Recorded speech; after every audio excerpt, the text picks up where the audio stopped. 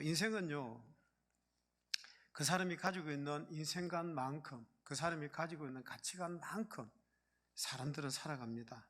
예를 들면 사람을 동물로 생각하는 사람은요, 동물처럼 살 수밖에 없습니다. 사람을 하나의 물질로 생각하는 사람은 물질로밖에 살 수가 없습니다. 그러나 사람을 하나님의 형상으로 지음받은 이렇게 사람은요, 그렇게 생각하고 살아가는 사람은 하나님의 자녀의 길을 가게 됩니다. 그러니까 사람이 가지고 있는 그 인생관, 그 가치관, 그 세계관에 따라서 그 사람이 그만큼 이제 인생을 살게 되고 가치관만큼 행복을 누리게 된다는 것입니다. 여러분, 그 사람이 가지고 있는 어떤 물질이 그 사람의 행복이 아닙니다. 그 사람이 가지고 있는 그 지위가 그 사람의 행복이 아닙니다. 그 사람이 가지고 있는 가치관입니다. 그 사람이 생각하고 있는 그 어떤 생각들, 그 세계관이 그 사람의 행복을 얻기도 하고 잃어버리게 되기도 하는 것입니다. 그래서 여러분, 사람들의 가치관을 이렇게 나누어 보면요, 첫 번째는 상대적인 가치관이 있고, 두 번째는 절대적인 가치관이 있고, 세 번째는 종교적인 가치관이 있습니다. 이 상대적인 가치관이라고 하는 것은 뭡니까? 항상 다른 사람하고 비교를 하는 거죠. 그래서 내가 저 사람보다 좀 더 높아져야 되겠고, 저 사람보다 더 나아져야 되겠고, 내가 저 사람보다 더 큰 것을 가져야 되겠고, 항상 그런 것들을 이렇게 상대적 가치에 걸려서 살아가는 참 불쌍한 인간이 바로 그런 사람들입니다. 그런데 절대적인 가치를 가지고 살아가는 사람이 있습니다. 절대적 가치가 있음을 알고 그것을 깨닫고 그것을 얻고 그것을 소유하고 살아가는 사람. 그래서 이 사람은 자기 어떤 절대적인 가치관이 있기 때문에 다른 사람이 자기를 부러워할지라도 나는 저 사람 부러워하지 않는다는 거예요. 왜요? 내가 가지고 있는 가치관이 너무 귀하고 소중하기 때문에 그 가치관을 가지고 그렇게 살아가는 것입니다. 자, 그런데 자기가 지니고 있는 종교만큼의 의미를 가지고 살아가는 종교적 가치관을 가진 사람도 있습니다. 세상에는 많은 종교가 있습니다. 그래서 그 사람이 가지고 있는 그 종교관에 따라서 그 사람의 운명도, 그 사람의 행복도 이게 달라지게 되는 것입니다. 종교만큼의 의미를 산다 하는 이야기입니다. 라존 이시라고 하는 사람이 쓴 전집에 보면 이런 이야기가 있습니다. 어떤 곳에 아주 대단한 미인이 살고 있었습니다. 너무나도 아름다워서 정말 선망의 대상이었습니다. 그런데 그 여자 역시 너무 자존심이 강해가지고 스스로도 잘났다고 그렇게 생각을 했습니다. 자, 그러던 그녀가 그 아름다운 여인이 사랑하는 사람이 생겼습니다. 그런데 그 사랑하는 사람과 이렇게 이제 뭐 이렇게 좀 좋지 않는 어떤 정당하지 않는 그 어떤 관계 때문에 결혼하려고 하는데 주변에 있는 모든 사람들이 다 반대를 합니다. 자, 그런데 두 사람은요, 너무 사랑하기 때문에 주변의 사람들이 아무리 반대를 해도 결국 반대를 무릅쓰고 그들은 결혼을 했습니다. 아무도 그들을 축복하지 않았지만 두 사람은 결혼을 했습니다. 자, 그런데 이게 웬일입니까? 결혼한 지 3개월 만에 남편이 죽은 것입니다. 이 여자는 하늘이 무너지는 것 같았습니다. 결혼한 지 3개월 만에 자기가 과부가 되었다는 것, 그야말로 정신이 하나도 없었습니다. 이 여자는 너무 기가 막혀서 그만 눈을 감아버렸습니다. 남들이 뭐라고 해도 아니야, 내 남편 아직 죽지 않았어. 내 남편은 죽지 않았단 말이야. 누가 감히 내 남편이 죽었다고 말하는 거야. 그러면서 누구의 위로하는 말도 귀담아 듣지를 않습니다. 장례식은 치러야 되고 어쩔 수 없어서 눈 감고 있는 그 여자를 그대로 내버려 두고 장례식을 치루었습니다. 그렇게 나흘이 지났습니다. 그런데 엎친 데 덮친 격으로 눈을 감고 있는 여자의 눈이 떠지질 않는 겁니다. 시력을 잃어버렸습니다. 자, 그러자 어떤 지혜로운 사람이 이 여자를 데리고 어떤 성자에게 데리고 갔습니다. 이 성자는 이 여인의 사정을 다 듣고 알고 있습니다. 여자를 데리고 지혜로운 사람이 갔더니 이 여자를 보자마자 이 성자가 이런 이야기를 합니다. 오늘 아침에 당신의 남편을 만났는데 몹시 괴로워합디다. 아니, 성자가 이 여자에게 죽은 남편을 만났는데 남편이 몹시 괴로워하더라, 그런 이야기를 들으니까 이 여자가 벌쩍 뛰면서 아니 무슨 이야기를 하느냐고, 내 남편 그 애는 죽었단 말이에요. 그런데 무슨 이야기냐고, 어디서 내 남편을 만났다는 거예요. 그러면서 소리를 지르면서 그 순간에 눈이 번쩍 떠졌다는 것입니다. 여러분, 무슨 이야기를 하느냐 하면 우리는 세상을 살아가면서 현실을 인정하지 않으려는 것이 있습니다. 남편이 죽은 것은 죽은 겁니다. 그런데 이 여인은요, 남편이 죽은 것을 인정을 못하는 거예요. 여러분, 듣기 싫거나 좋거나 우리가 꼭 기억해야 될 것은 죽음을 잊어서는 안 된다는 것입니다. 내 죽음도 남의 죽음도 그 죽음을 인정해야 된다 하는 이야기입니다. 영국의 찰스 킹슬리라고 하는 목사님이 이 사람들에게 쓴 편지가 있습니다. 그 편지를 한번 같이 읽어보면 좋겠습니다. 거기 보면 이렇게 말씀을 합니다. 같이 한번 읽어보실까요? 정직한 사람은 언제나 옳은 일을 생각하고 그것을 행하며 살아간다. 악한 사람은 악한 일을 생각하고 악을 행하며 살아간다. 어리석은 사람은 분별 없이 악도 선도 모르고 산다. 이 사람이 제일 멍청한 사람이다. 내가 어디서 비롯됐는지, 내 운명이 어디로 가고 있는지 전혀 모르고 의도 불의도 생각하지 않고 사는 이런 사람은 죽은 사람이다. 자, 여러분, 정직한 사람은 옳은 일을 생각합니다. 악한 사람은 악한 일을 생각합니다. 그런데 어리석은 사람은 의도 불의도 모르고 아무 생각 없이 되는 대로 그렇게 살아간다는 거죠. 자, 여러분, 우리가 한 아이가 태어났다는 것은요, 이미 지난 일입니다. 그래서 그 아이가 태어났을 때 우리는 어디서 태어났느냐 이런 것에 대한 관심들이 참 많습니다. 자, 그런데 그 알면 뭐하고 모르면 뭐 하겠습니까? 그런데 한 가지 중요한 것은 뭐냐 하면 그 태어나도 반드시 죽는다고 하는 사실입니다. 자, 우리 앞에 여러분, 우리의 남은 생애가 얼마나 될지 우리는 아무도 모릅니다만은 반드시 죽음이 있습니다.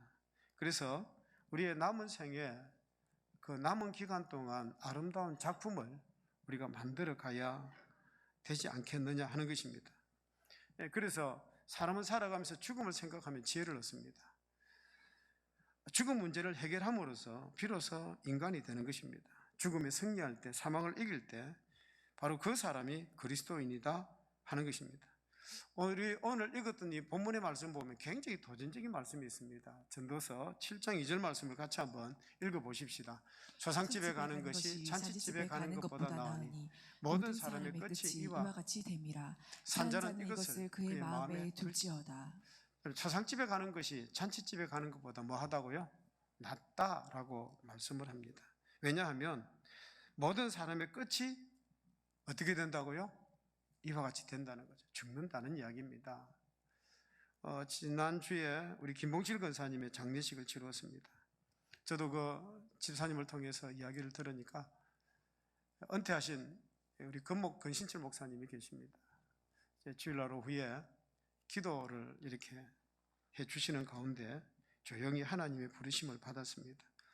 우리 권사님의 삶이 참 본이 되는 삶이었습니다.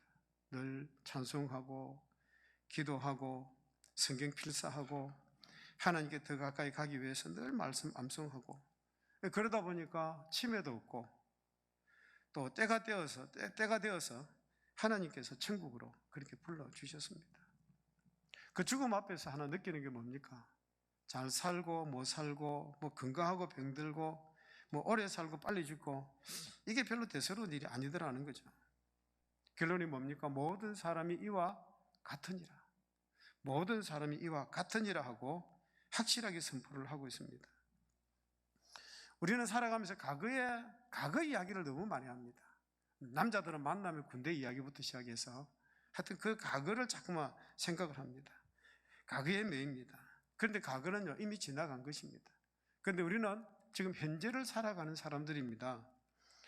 자, 현재를 살아가는 사람도 시간이 지나면 과거가 될 것입니다. 그렇다면 남는 것이 뭐가 있을까요? 남는 것은 미래밖에 없습니다. 남은 것은 미래밖에 없습니다. 그래서 우리는 뭘 바라봐야 되느냐? 미래를 바라봐야 된다는 거죠. 미래를 바라보되 우리의 마지막 D-Day를, 그 날을 우리가 생각할 수 있어야 된다는 거죠. 결국은 죽음을 생각할 수 있어야 된다 하는 것입니다. 한 페르시아 왕이 지혜로운 사람들을 모아놓고 학자들을 모아놓고 그들에게 숙제를 내주었습니다. 인생이 무엇이냐? 그걸 연구를 해서 책을 써오라는 겁니다. 그래서 돈을 주고 시간을 주고 몇 년 동안 그걸 연구를 해서 가지고 오너라 자, 그런데 많은 사람이 그에 관한 책을 써가지고 왔습니다. 그 양이 무려 수레로 셋째 분량이 되는 것이었습니다. 그런데 그 시간 동안 왕도 늙었고 나이도 들었고, 그래서 왕이 이렇게 명령을 내립니다. 내가 언제 이 책을 다 볼 수 있겠느냐? 수레 셋째 분량인데 이 책을 내가 어째 다 보겠느냐? 단 한 권으로 줄여서 가지고 와라. 그래서 이 학자들이 다시금 시간 내어서 책을 한 권으로 만들었습니다. 그리고 그 책을 왕에게 가져왔더니 그때 왕이 나이가 많아가지고 이 시력이 잘 안 보입니다. 내가 어떻게 이 책을 다 읽어볼 수 있겠느냐? 쉽게 한마디로 인생이란 무엇이냐? 말해봐라. 그랬더니 학자가 이렇게 말을 합니다. 인생이란 태어나서 죽는 것입니다. 너 말이 맞다. 그러면서 왕은 눈을 감았다고 합니다. 인생이란 태어나서 죽는 것입니다. 여러분, 인생이란 무엇입니까? 인생이 무엇입니까?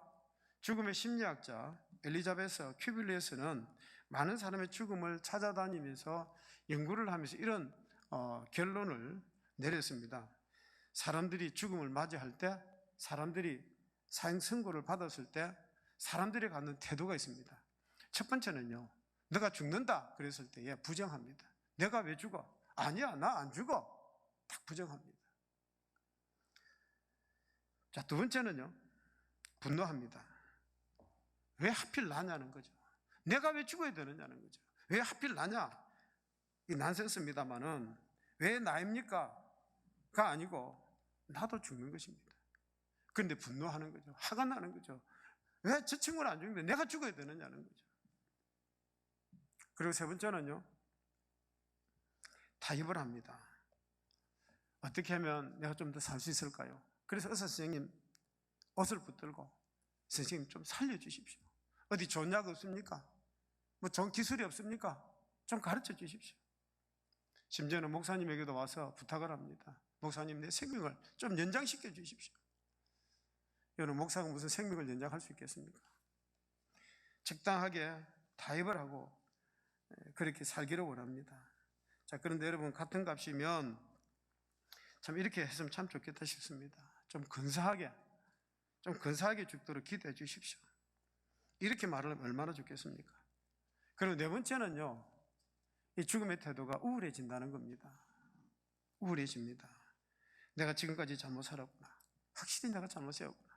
뭔가 어디서부터 내가 잘못되었을까? 그러면서 사람이 우울해지고 침침해지고, 절대 이래서는 안 돼. 그런 순간부터 사람이 우울해지는 것입니다. 그리고 마지막 다섯 번째 단계는 뭐냐 하면 순응하게 됩니다. 받아들이게 된다는 거죠. 다섯 번째. 그래, 내가 죽는구나. 앞으로 내가 남은 시간 어떻게 살아갈까? 이렇게 생각하게 된다는 것입니다. 여러분, 참 중요한 것은 뭐냐? 사람은 반드시 죽는다고 하는 사실입니다. 얼마든지 우리가 이것을 인정해야 되는데 인정하기가 쉽지 않다는 거죠.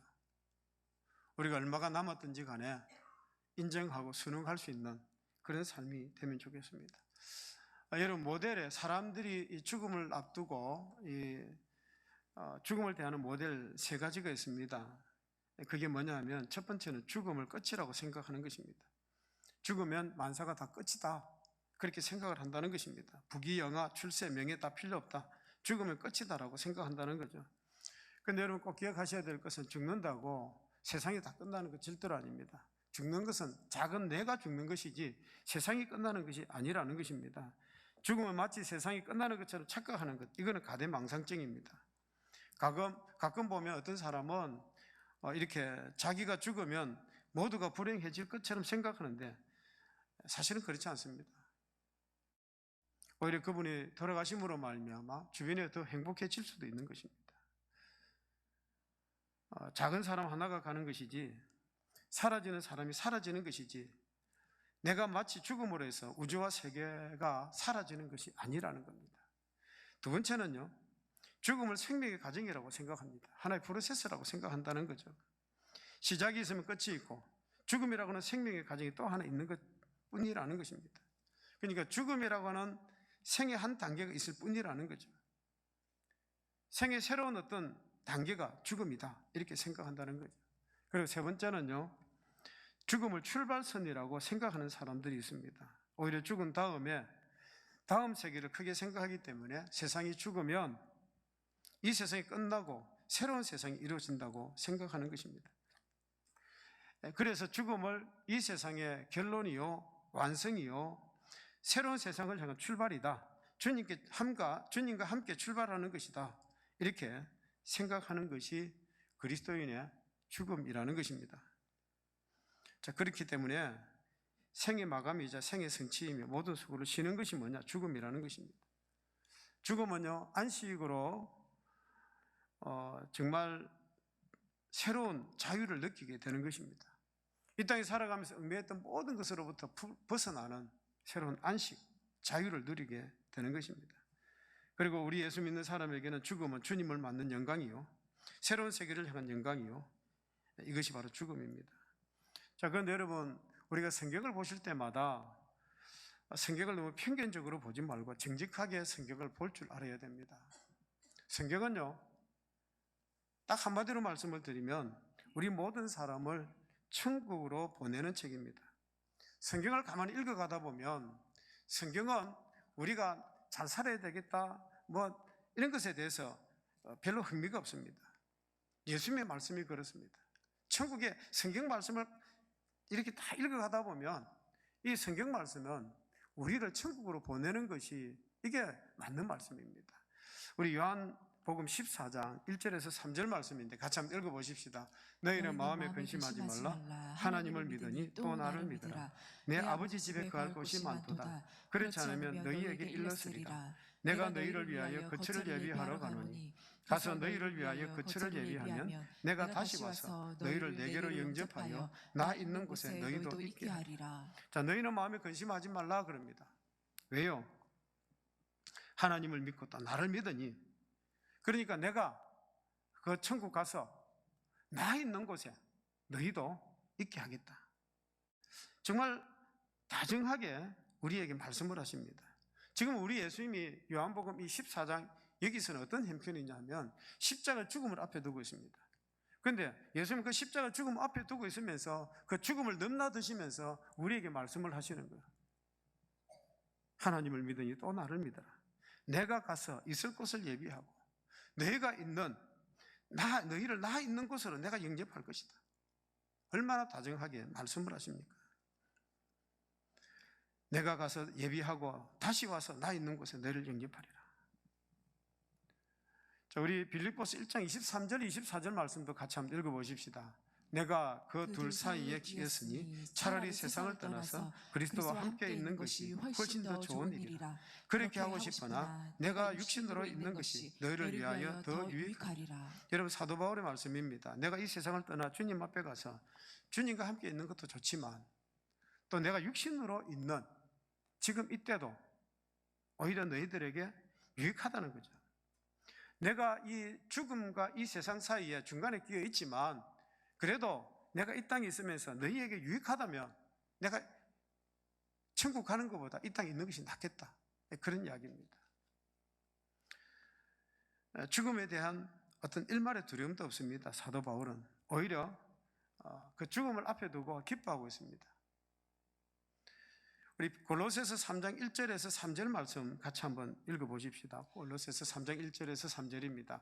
그러므로 너희가 그리스도와 함께 다시 살리심을 받았으면 위의 것을 찾으라. 거기는 그리스도께서 하나님 우편에 앉아 계시느니라. 위의 것을 생각하고 땅의 것을 생각하지 말라. 이는 너희가 죽었고 너희 생명이 그리스도와 함께 하나님 안에 감추어졌습니다. 아멘.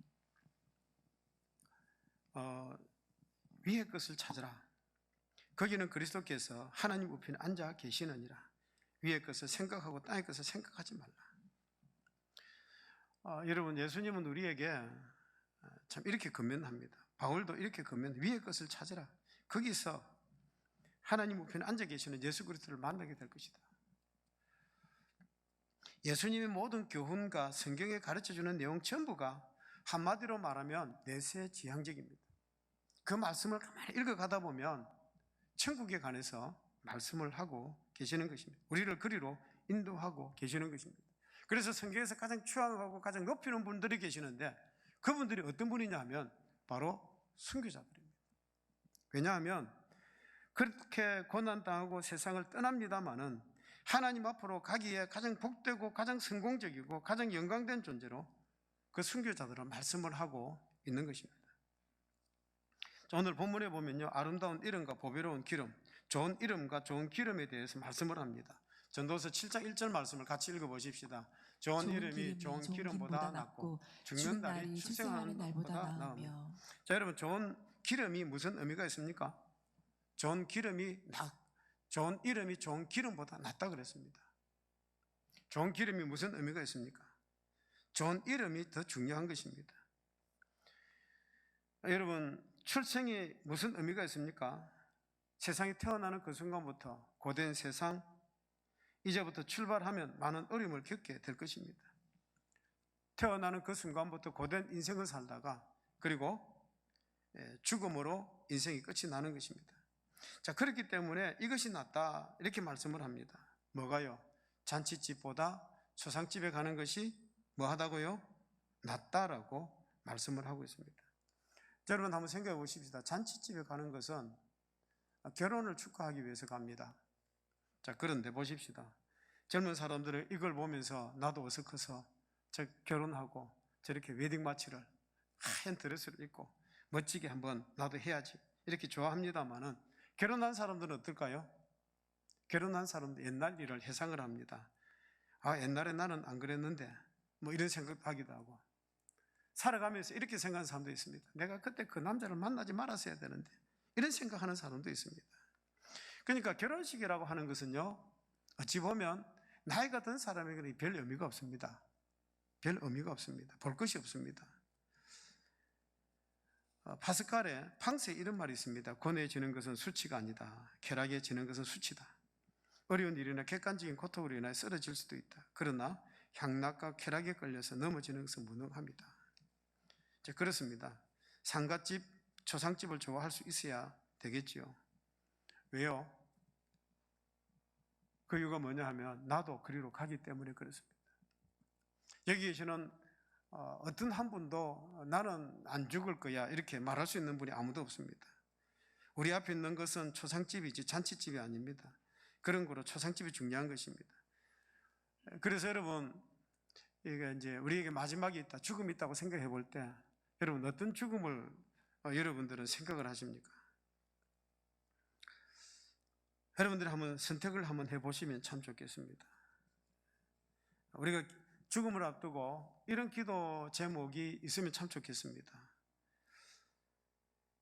하나님, 나에게 이런 죽음을 주시옵소서. 뭐 이런 기도 제목. 제 먼 친척 할아버지 이야기를 좀 하겠습니다. 그분은 장로님이셨습니다. 86세에 돌아가셨습니다. 돌아가시기 전날까지 아주 건강하셨습니다. 한 번도 알아 누워 본 적도 없었습니다. 근데 나이가 드니까 노화 현상이 오니까 잘 걷지도 못하시고 뭐 그런 거는 좀 있었죠. 여러분, 나이가 들면 이건 자연적으로 오는 노화 현상은 막을 수가 없습니다. 세포가 재생되는 것이 아니기 때문에 그럼 그거는 어쩔 수가 없는 거죠. 그래서 돌아가시던 날 그날 아침에 식사를 하시다가 이렇게 말씀을 합니다. 아무래도 내가 오늘 세상을 떠날 것 같아. 그리고 오후 2시에 자식들을 다 불러 모읍니다. 불러 모으고 가족들과 함께 다 앉아서 그리고 기도를 드립니다. 그리고 손자 한 명을 붙들고 꼭 부탁을 합니다. 얘야, 내가 너에게 부탁한다.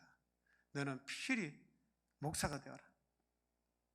그리고 그 아버지 손을 붙들고 내가 죽거들랑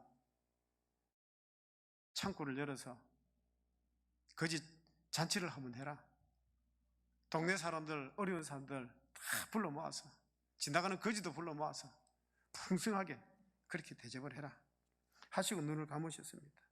진짜 할아버지 그 유언대로 천막을 쳐놓고요, 10일 동안 온 동네 사람들, 주변에 거지들 다 불러 모아가지고 그렇게 거창하게 잔치를 했습니다. 무슨 큰 축제같이 장례식을 치렀습니다. 아무도 눈물 한 방울 흘린 분들이 없었습니다. 그렇게 장례식을 치렀습니다.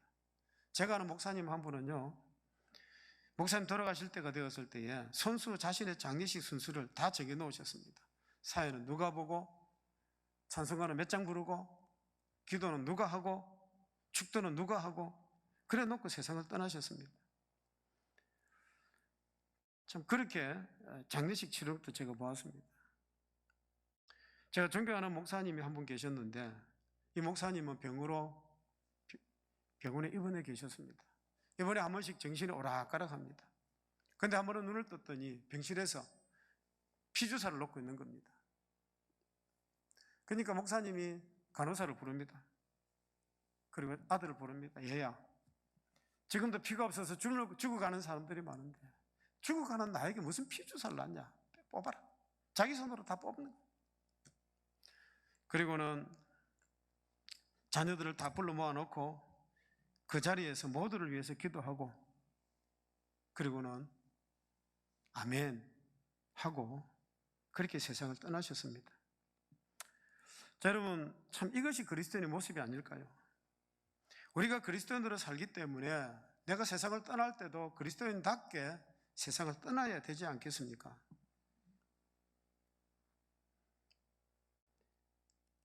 우리 김홍실 권사님 이야기를 또 드립니다만은, 그 권신철 목사님이 기도를 해주실 때 참 조용하게 하나님의 부르심을 받고 기도받다가 돌아가는 거예요. 기도하다가 세상을 떠나는 게 이게 얼마나 큰 축복인지 모르겠습니다.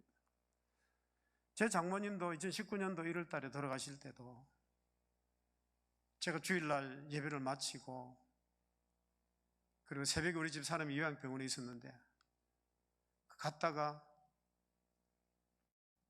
집에 와서 누워 있는데 다시 전화가 왔습니다. 어머니가 돌아가실 것 같다고. 그래서 급히 차를 타고 요양병원에 갔습니다. 가서 참 머리에 손 얹고 기도하니까, 기도할 때 그 어머니께서 그렇게 하나님의 부르심을 받더라고요. 참 은혜로운 장례식을 그렇게 치른 기억이 있습니다. 여러분, 그리스도인으로 살았기 때문에 우리가 그리스도인답게 세상을 떠날 수 있는 그런 게 있어야 되지 않을까요?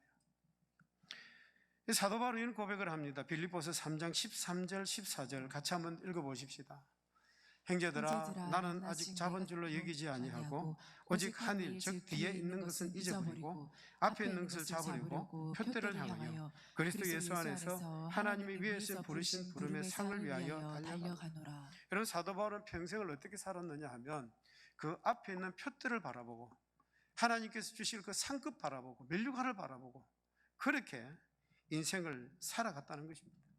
내 앞에 놓여 있는 그 상을 바라보고 그렇게 살았다는 것입니다. 꼬린 그 앞에 계시는 그리스도를 보고 살았다는 것입니다. 여러분, 사도행전에 나오는 우리 스데반 집사를 보십시다. 스데반 집사도 그 헬라파 사람들이 돌을 던져서 참 그럴 때에 오히려 하늘이 열리는 것을 보았고 거기 서 계시는 예수 그리스도를 보았던 거죠. 그렇게 살았기 때문에 그의 얼굴이 천사 얼굴 같았다는 것 아니겠습니까? 앞에 있는 그리스도를 보고 살고 하늘이 열린 내세를 바라보고 살았다는 바로 그 스데반. 여러분, 우리의 삶도 그래야 되지 않겠습니까?